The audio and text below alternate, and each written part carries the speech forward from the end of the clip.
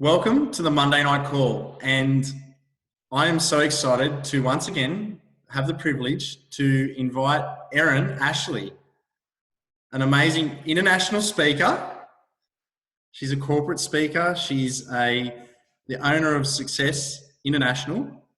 She's the co-host of the Find Your Fire Retreat, and also a brand new one, which off the top of my head, I can't remember the exact word for it, but it's in Byron Bay. And I've heard such amazing reviews for what's happened. The transformations that I've seen come back from that retreat have been mind-blowing. So it's just such an honor to have Erin on here. She's a thought leader, she's a mindfulness expert, and a yoga instructor at the highest level in the country. We're not playing around tonight. We're not playing around. So, like, without further ado, because I've had to find a third way to introduce Erin, and I'm running out of words, but you're better off hearing from Erin herself. So, Erin, welcome to the call. Take over. It's all yours. Thank you, Joel. Thank you. What an introduction. And yeah, look, it's really been off the back of the Power and Peace retreat, which I did in Byron Bay a couple of weekends ago, which some of you lovely ladies were on, that it's become really clear to me about how many of us are living in survival mode, essentially in stress mode, and it's really hard to access our creative space from this mode and make really good decisions. And I know all of you are in business of some sort, and I'm already making the assumption that you want a happy and healthy life. What I do want to know straight up though is I want to know what your top life intention is. We're digging deep straight away here. What is your top life intention? And just to frame that a little bit about what intention is, its intention is essentially getting clear on what it is that you want. But it's not goal orientated, like it's not, I want $1 million or, want this in my business, or it's more so about the experience of what you want. So sure, you can have a goal to make $1 million. Awesome. Great goal. But why do you want the $1,000? Like, what experience is that going to give you? Is it freedom? Is it joy? Is it happiness? What's the experience attached to the goal? That's what intention is. So in the chat room now, type out what that first intention that comes to mind is for you. And Joel, happiness and bliss. Emma, impact and empower. Happiness. Kylie wants time to change the world one person at a time. So Bronwyn, what experience is that going to give you, changing the world? What experience is that going to give you? Achievement, respect, time with my kids. Yeah, time with loved ones. Good one, Paula. So you can see here with these intentions that, they vary and they are all generally experiences. Brendan, freedom, to experience the world with no restrictions. That's going to give you freedom, enlightenment for Bronwyn, because when your light shines, that's when you can shine it out brightest to everybody else and impact them, right? Good. So Annette, my own home. Okay, so it's going to bring you peace and security. So we get the gist here with what an intention is. And now everybody listening on the call, hopefully that's all of you that are tuned in, close your eyes for a minute. And if your eyes are really jittery, which sometimes happens when we've got lights in front of us or it's been a busy day, then just settle your eye gaze on something still ahead of you. Probably not the Zoom screen, but something else that's still. And just take 3 aware breaths in and out of your nose. Or if your nose is blocked, you can do it out of your mouth. That's fine, because I want you to be able to breathe. It's like a bottom line intention. And you can take a breath out through the mouth if that's what you need, just to really land you in this moment. One more breath in and out together as a community on this Zoom call. We call it a Sangha in a Buddhist community that I teach yoga at. Good. And place your right hand over your heart space. Take one more deep breath in there. And as you let a long breath go, ask yourself, what is it that my heart most deeply desires? So we're going to let the intellect drop into the heart now. And without thinking about any of your goals, think about what it is that your heart most deeply desires. And then when you've got it, I want you to open your eyes and type it into the chat room again. It might be the same thing. That's totally fine. It might be different. Don't question it. Don't think about it. We don't want to intellectualize this. We're feeling into this decision about what our intention is. Happiness, peace. Yep, Serena says peace too. Congratulations on your new bub, Serena. So type in your new intention, even if it is the same one, into the chat room. Connection, peace. Paula says the ability to do what I want, when I want, where I want. So time, cool, peace. Can anyone see a difference in the responses here in the chat room? I'm really noticing in general that there's a lot more clarity coming through. Like if you scroll up to look at the chats at the top, you know, quite long sentences and explanations and, you know, benefits and pros. And now all of a sudden we're getting really, in yoga, I call it sutrified, when we just start to really summarize and make everything concise and clear.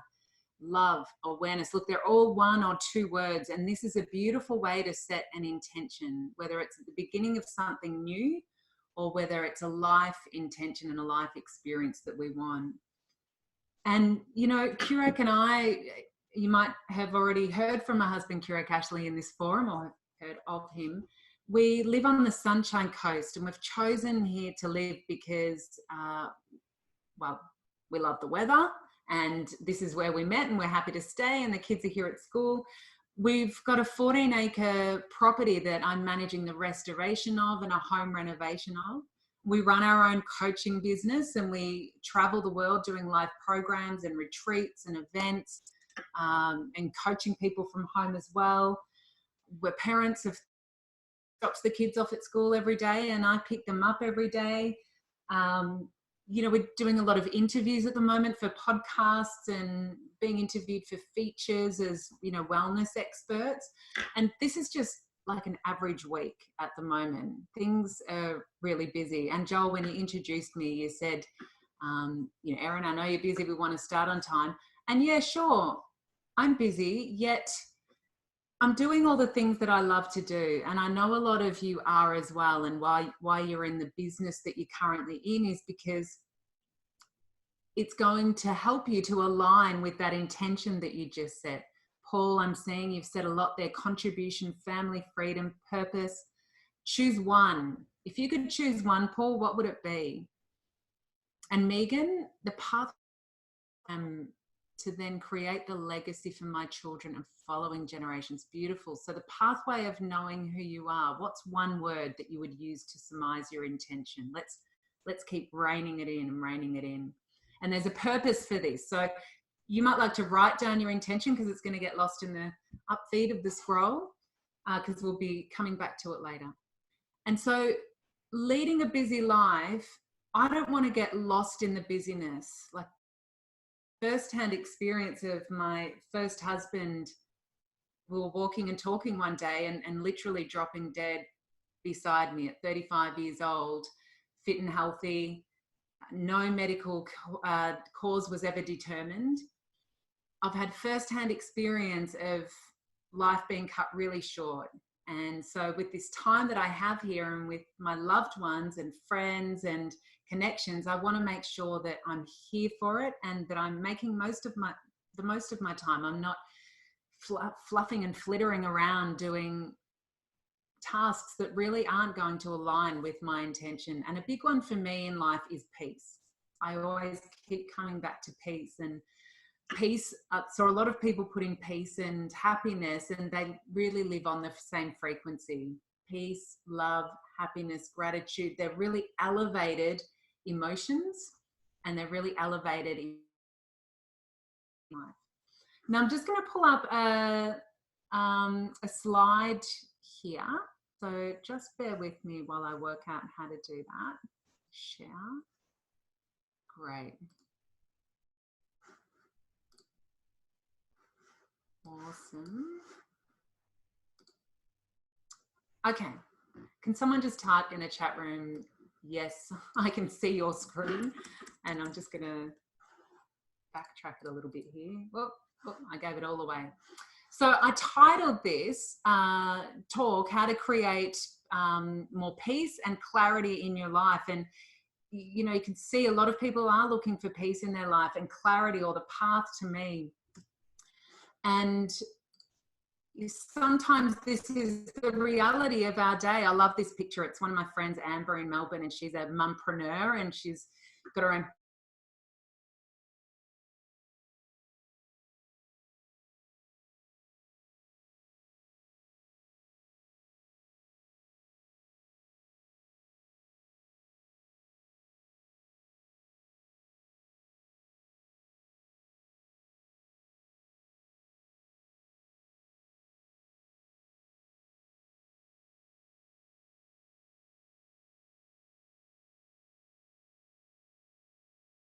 neurologically, we're operating out of our limbic brain, which is at the base, at the back and the base of the brain.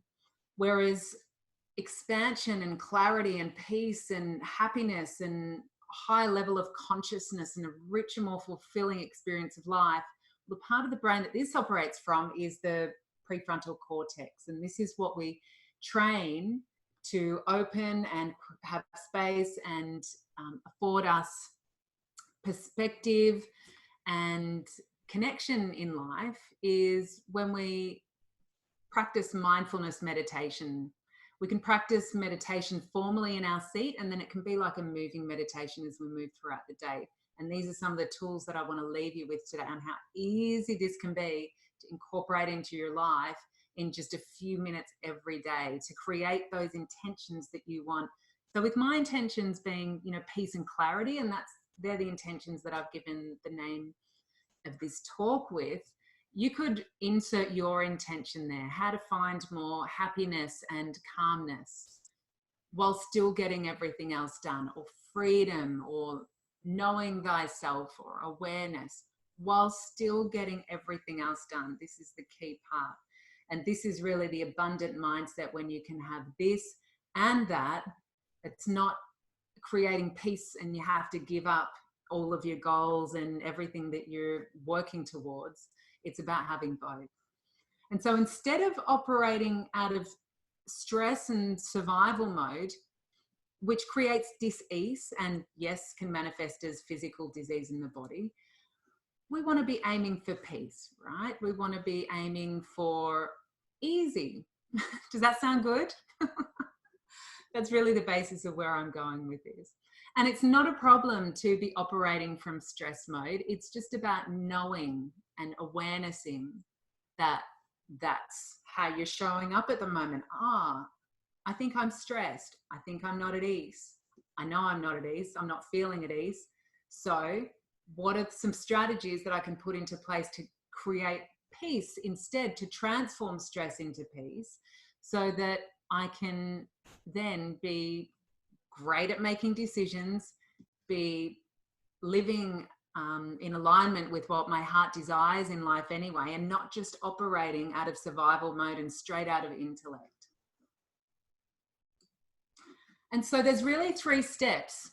And the first step being the pathway from stress into peace, which is going to give you more clarity in life. You're going to get great at saying the yeses and nos, is to first know how to calm yourself down when you're in that busy hustle state, right? I think everyone might know what I mean when I'm talking about being in that hustle mode.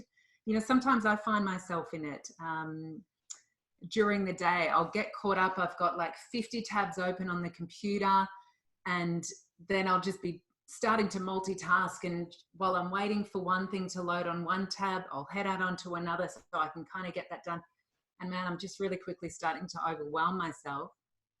And I can quickly recognize if I'm holding on to my breath, or my shoulders hunch up, or I feel this like tight band coming across my forehead, that I'm starting to go into a stress state. So what I want to be doing in that instance, and what you want to be doing when you recognize you're in a stress state, is to reduce the stress, to relax the constriction, and to stabilize yourself.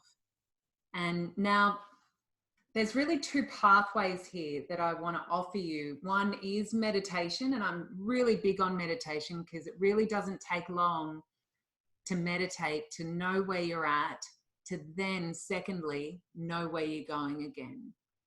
If we don't take the time to pause and acknowledge where we're at, then it's like you're constantly behind the 8 ball and you're in that survival mode. You know, my dad, he's just turned 71 and he's just had a hip replacement, and he was doing really well coming out of hospital after the hip replacement. Hip was recovering really well. But he was really keen to get straight back into concreting and straight back into everything that he was doing before, and, you know, getting this done and this finished. And he's had that mentality all his life. I'll just get this done and then I can relax. You know, I'll just get that inch of the backyard concreted that's not already concreted. I'll get that done and then I can sit back and relax and enjoy my house. You know, I'll just finish, I don't know, hanging this up on the wall, and then I can spend time with my loved ones. Well, you know, sometimes, as I've experienced, and I know a lot of you might have experienced with losing loved ones, that sometimes that one day doesn't come. And so we want to know how to be here now. We can keep working towards everything that we're doing and running our business. In fact, this is going to help you make better decisions at running your business. And in fact, this is going to buy you more time back, because once you've calmed yourself down and you're here again, that really is just meaning that you're aware of where you are in space and time and of your body and breath. Then you're here for this moment while still being able to think of the next moment. Does that make sense? So you've actually bought yourself this moment of time back, and you're going to get the next moments as well. So all of a sudden, we've expanded the amount of time that we're here for in life in a conscious way of speaking. So we can calm ourselves down through our seat of meditation, and we can do this by taking some breaths into our belly. So I want you to do it with me here. I want this to be, you know, engaging for you and for you to interact, because you're going to get more out of it if you do this. And there's just 3 steps. So I'm not going to keep you here all night. Calm's the first one. So just taking a comfortable seat wherever you are.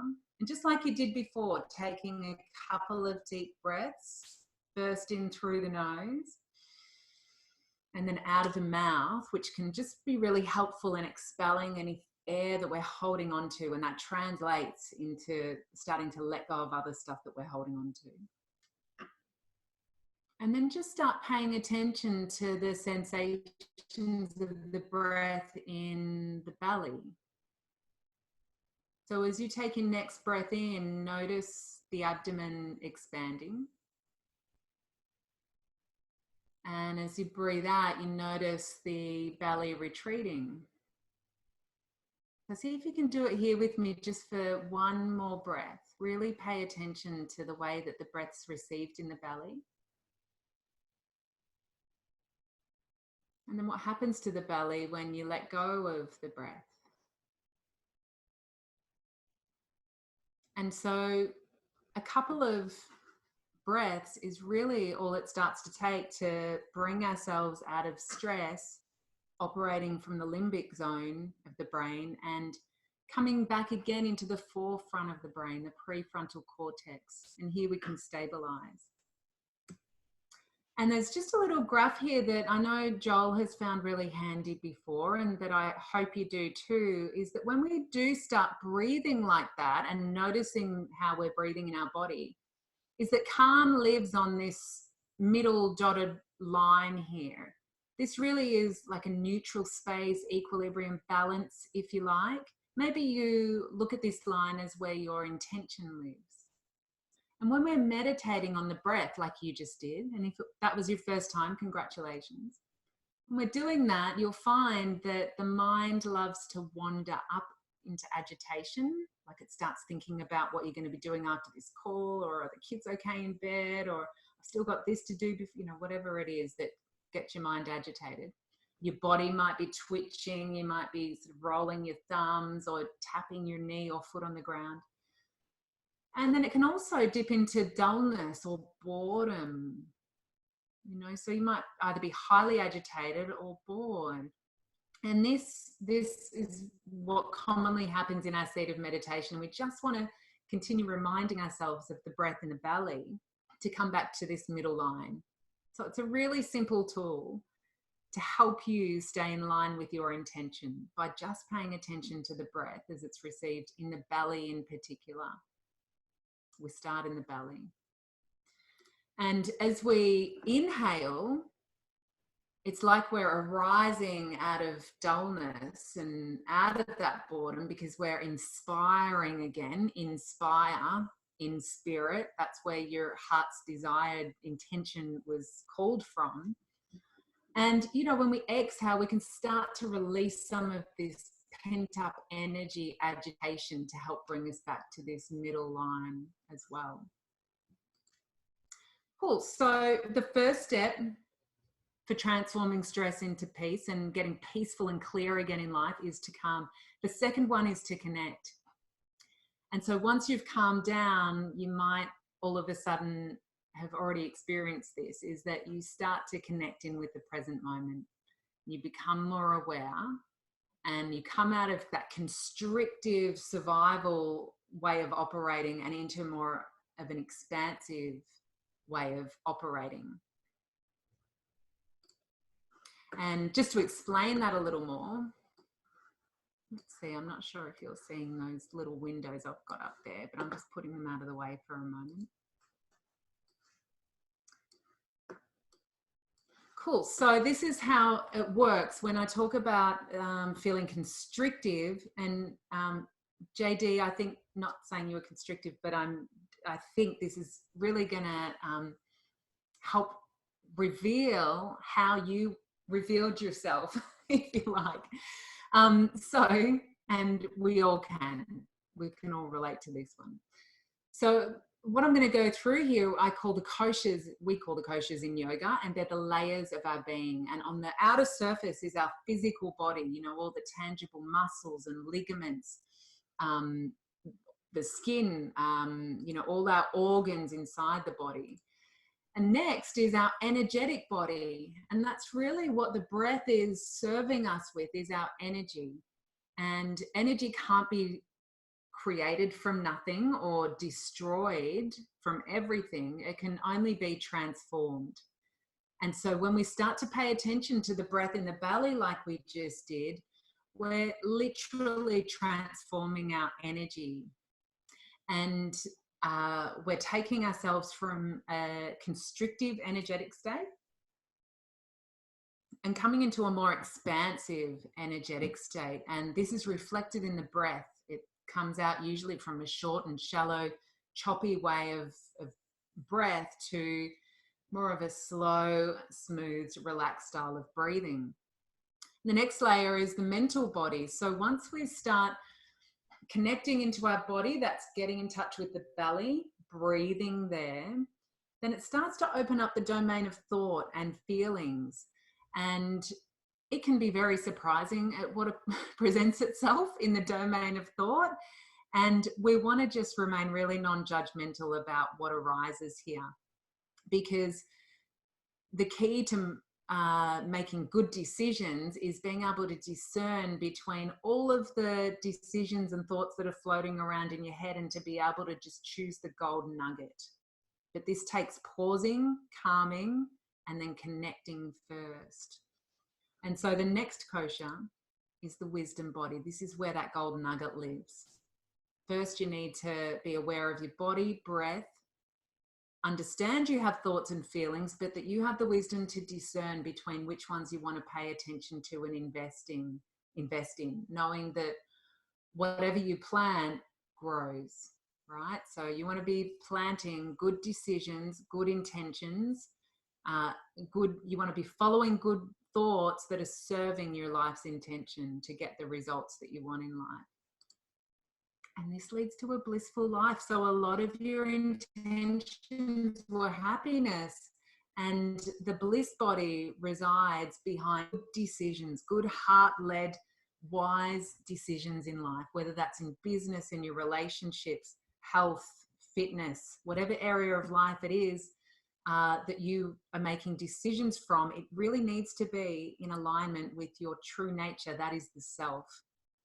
And that is when we live a whole and connected life. So these layers of the koshas are like layers of an onion, and we just peel them back when we're meditating or operating through life day to day, so that we can always be making decisions that serve us with peace, happiness, whatever your intention was. And they're clear decisions. This is the clarity part of this presentation, is once you get clear on what your intention is, you can weigh up everything in life in line with it and say yes, no.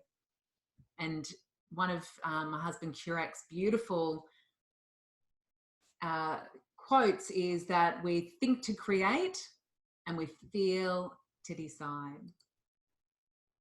So step 3 for transforming stress into peace is then to create the future that you want. So once you've calmed yourself down, you've come out of stress and into peace, then you connect into the present moment. And only then can you really create a clear future for yourself. And because you've set your intention, this is the experience that you want to afford yourself, then it's really easy to weigh up your goals, decisions against this intention to design your future life. So this is really what we want to manifest and experience now. So what I mean by that is that, you know, when we're focused on the outcome being our intention, so for example, peace, when I'm focused on my outcome, my obstacles will give way. When I'm focused on peace, any obstacle that arises, when I remember and awareness peace, then obstacles to peace will give way, because in order for us to have the results, that is, you know, peaceful results in this instance, we have to take peaceful actions, right? So if we set an intention at the beginning of our day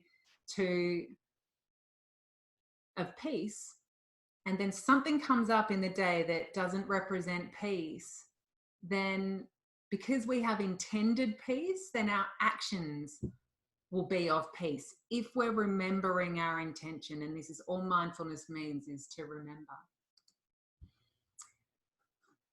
And so then, in order to have the peaceful results, we do the actions that that peaceful person would do, and then we be peaceful.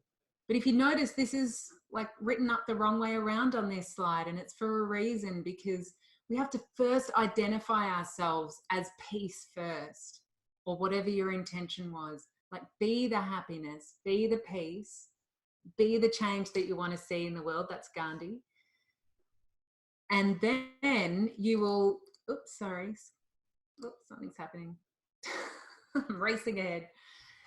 So when you be your intention first, you will naturally start to do the things that that person that intended that experience would do, and then you will have the results.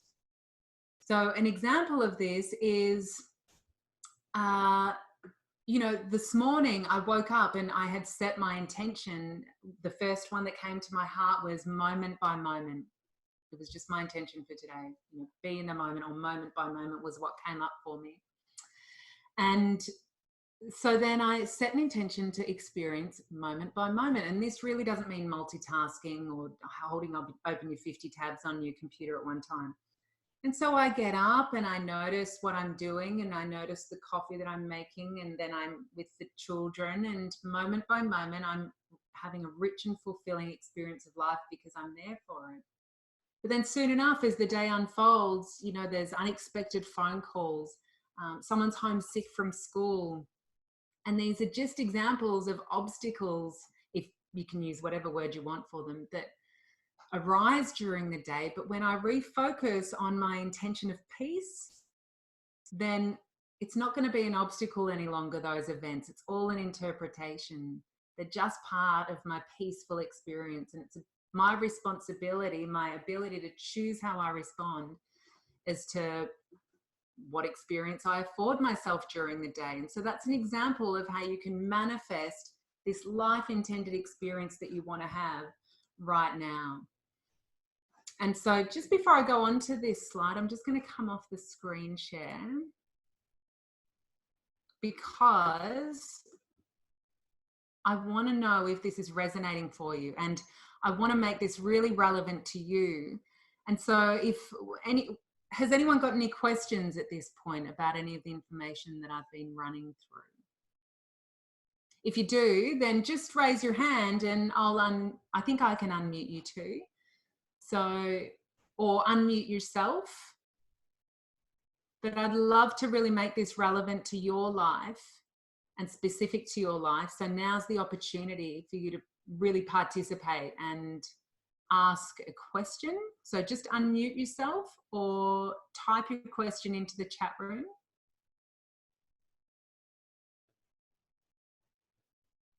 Everyone's good?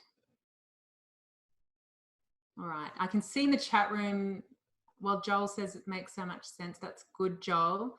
I'll keep going because I am getting silence. All good. Carly's loving it. Okay, that's good. All right. Well, listen, I'm going to give you my top tips then to start your day so that you can start living in line with your intended experience in life. And just before I do, I'll give you one more example of how powerful this is that, there's a great friend of ours, Benet, who's been on our Find Your Fire retreat 3 times now. And she had a chronic sore ankle and an inflamed ankle, and it was chronic because it had been presenting itself for like a year now. It just wasn't getting better despite her going to naturopaths and acupuncturists and physios. And anyway, one of the Find Your Fire retreats she came on, Curate took her through a water process meditation, go through and start to heal any ailments that we have in our physical body. Remember that outermost layer of the kosher. And we essentially wash it away in the moment. We just bring loving energy onto it and we wash it away. And so this really resonated with Benet around the issue she was having with her ankle. And so after the retreat, she went home, and as one of the bonuses of coming on the retreat is that you get access to my 8-week mindfulness meditation online program. And so she had found benefit in that meditation. And so she started my 8-week online program and started doing the meditations there to calm herself down to stabilize and then to connect into the present moment. And she wanted to create a new body for herself without this ankle ailment. And so she would go into her meditations and start to visualize herself doing the yoga class that she wanted to do without being restricted by this ankle issue that she was having. And so she would be in her meditation, start creating the future her that she wanted.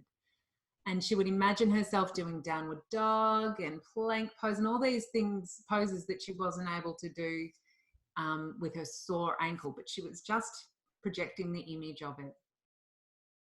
And pretty soon after being able to imagine this version of her in her meditations, she thought, well, if I can do yoga on it, then you know what, I'm going to go for a long walk on the beach on it. And so she imagined herself going for a long walk on the beach on her ankle with it being totally fine.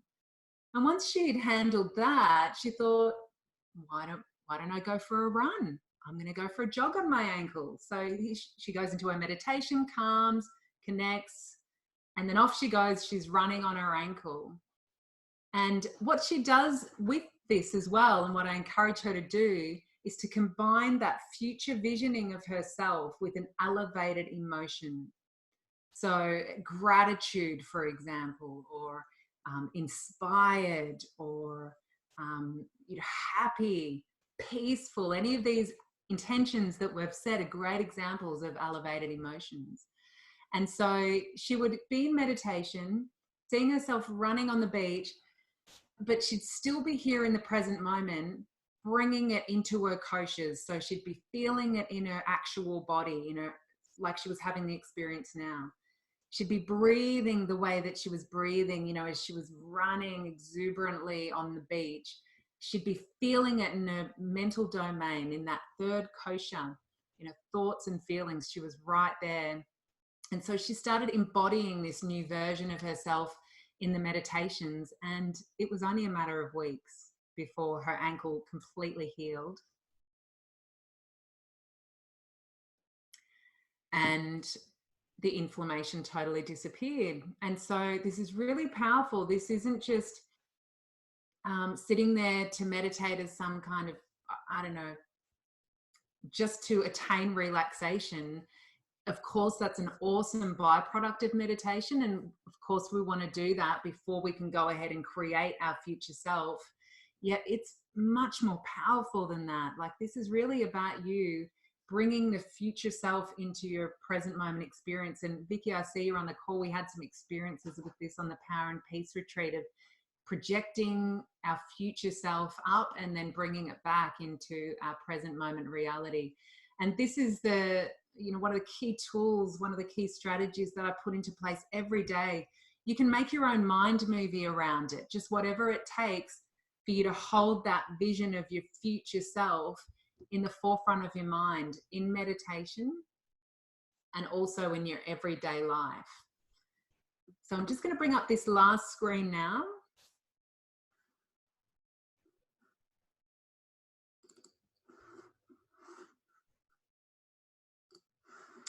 Great. So here are my top tips, tools to create more peace and clarity in your life. When you wake up every day, celebrate the fact that you've woken up.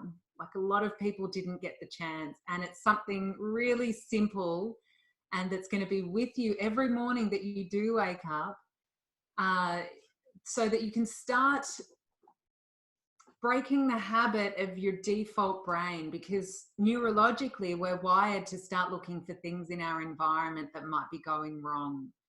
We're wired to start to protect ourselves as a species from a very basic primal biological biochemical response connection. Is we're wired to start looking for problems. And we're much bigger than this now. We're much bigger than who we were when we were cavemen and cavewomen.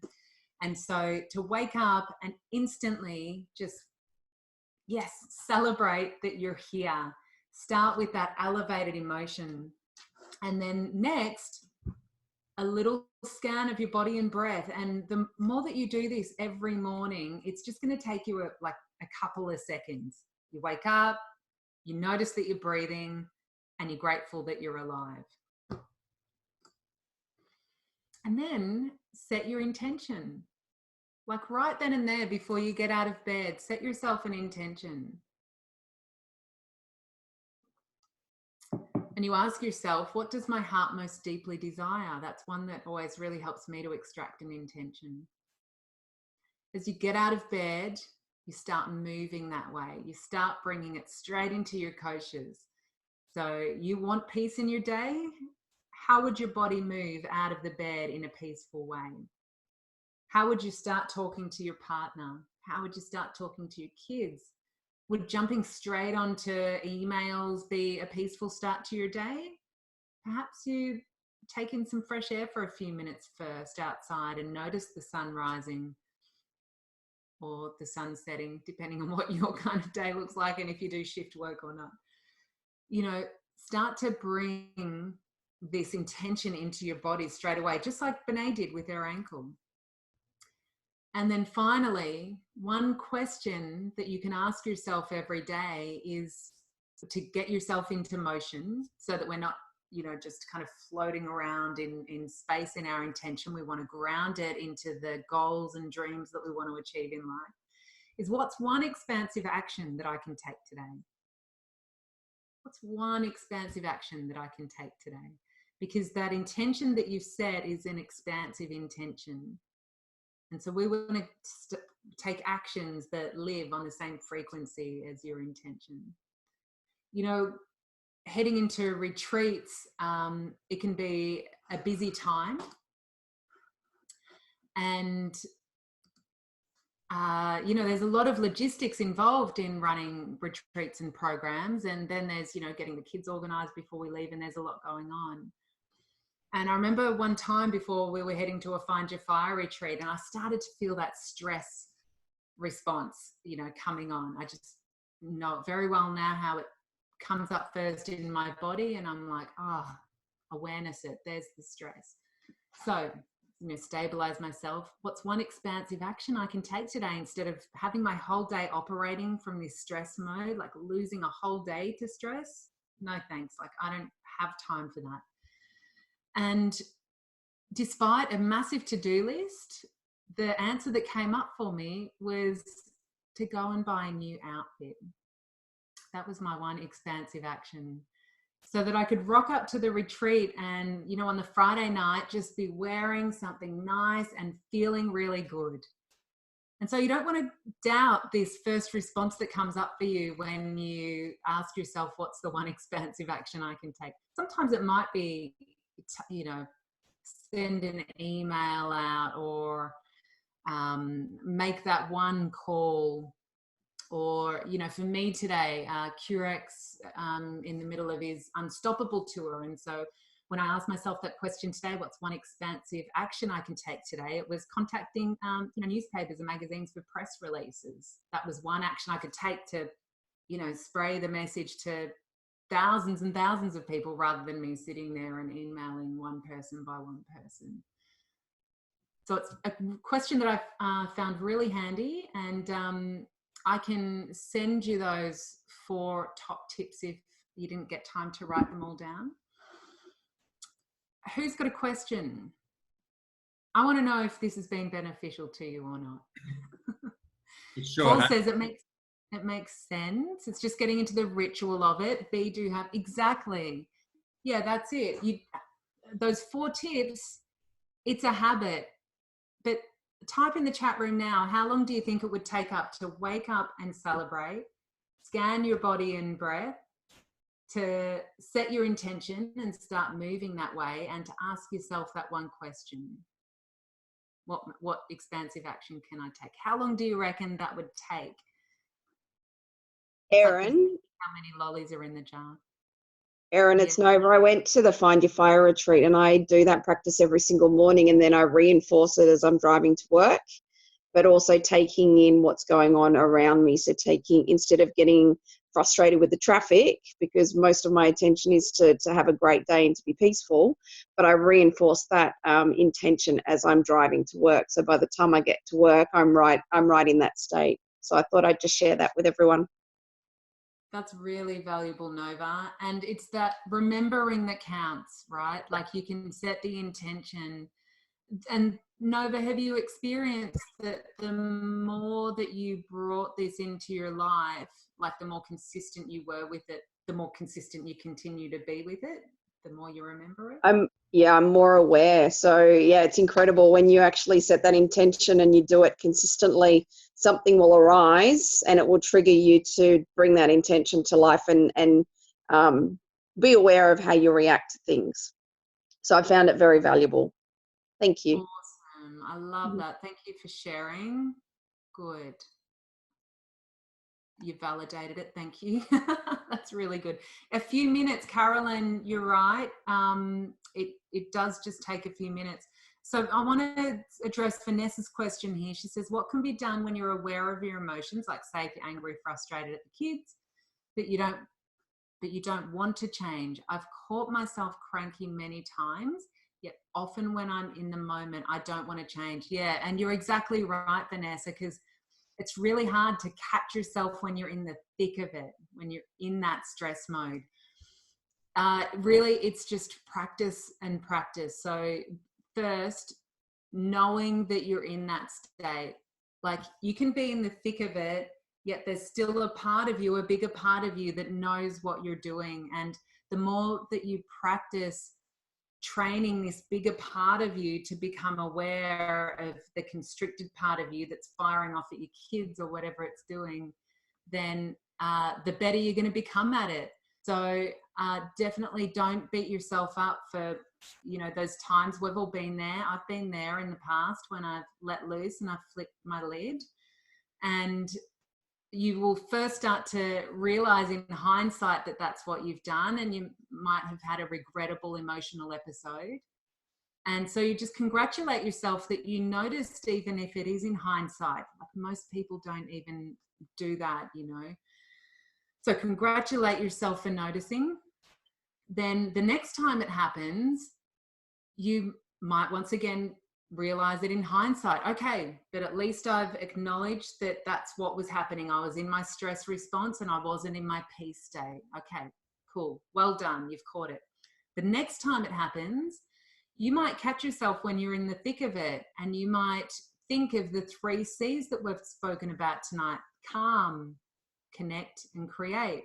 So what can you do to calm yourself? You know, sometimes you just got to remove yourself from the room. You don't need to explain yourself to anyone. A girl who attended one of my live mindfulness courses, she works for council, and you know, they were like timing them in the bathroom because they worked in customer service, and it's like, okay, you've got 5 minutes, you're on the clock, go bathroom. But she said, I just needed 3 minutes to go in and notice my breath and body and do a 3-minute breathing space. And I'd go back out and operate to, you know, the people of the Shire in a much more calm space, and I'd make much better decisions. So, you know, removing yourself, taking a few deep breaths, and then you'll get quicker and quicker at this until, you know, one day you start to realize when you've been triggered. So before you've been hijacked by the anger, frustrated emotion and reacted out of that, you've realized you've been triggered, like, oh, someone said something that I didn't like. Oh, I've noticed that I've been triggered. And sure, the emotion might kick in, but now you're awarenessing it. You're not hijacked by it. So you get to choose how you respond then, rather than habitually reacting with that anger and frustration. And so, Vanessa, this is just practice, all is coming. And Emma wants to know what the 4 things are again. I didn't get time to screenshot it. I'm going to bring, in fact, can I send it to you, Joel, and we can post it up in the Facebook group or something like that? Absolutely. Cool. I'm just having a look back through. Serena, I need to do this for a torn back. Yeah, the ankle strategy that Benet applied, it was through a consistent practice of meditation.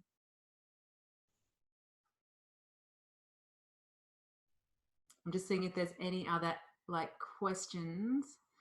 Yasmin, so this is a good way to avoid overwhelm? Absolutely. Any of those emotions that you could put under the banner of stress or not being at ease or being in dis-ease, you know, overwhelm, anxiety, frustration, anger, blame, any of those this applies to get you out of that red zone and into the spaciousness of the green zone.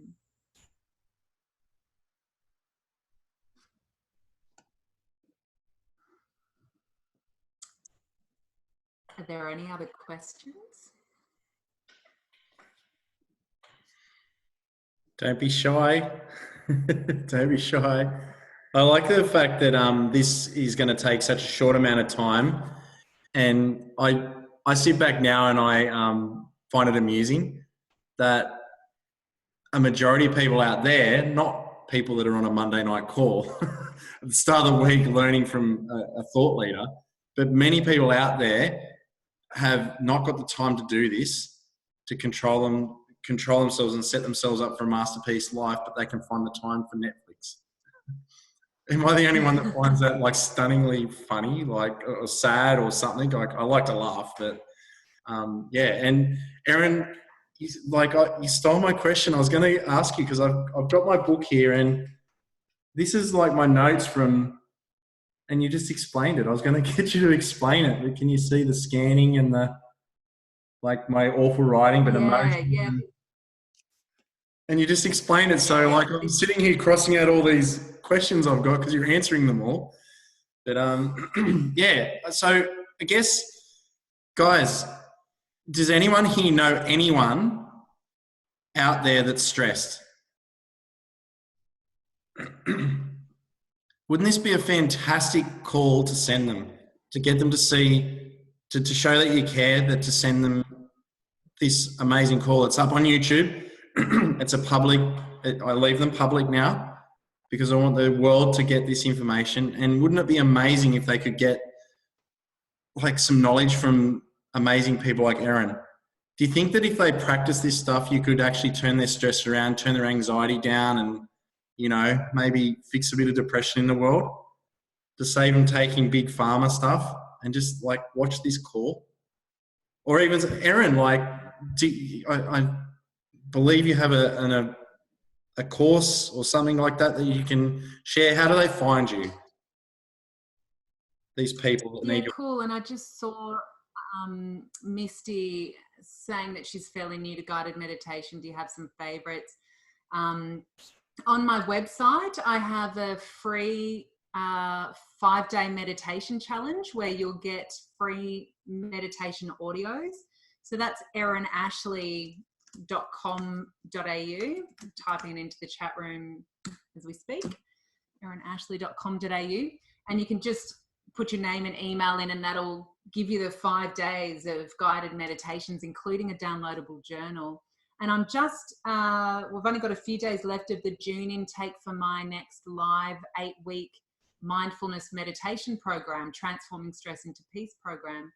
And so for 8 weeks, we jump on a call together like this as I guide you through a very strategic and specific mindfulness meditation program that really fleshes out, you know, the calm, the connect, and the create. And so we work out strategies specific to you, for you to use during your meditations, to then get to that point of connection where you can start to project your future self and bring that into your world right now. So this isn't just a meditation course solely just to find relaxation. This is about designing your future self through this process. And with that, I'm throwing in my 8-week online course as well that's worth $500, and I'm recording all the sessions for you. And in fact, on top of that, I'm gonna after the 8-week program's up, I send you new meditations every month for a whole year, because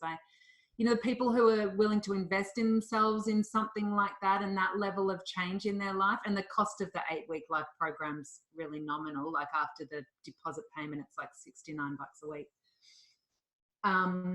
Then, you know, let's keep this going for a whole year. So that's why I'm throwing in the ongoing meditations tailored to you for 12 months. But all the information's on the website about that live program. I've just got a few more days left of the June intake.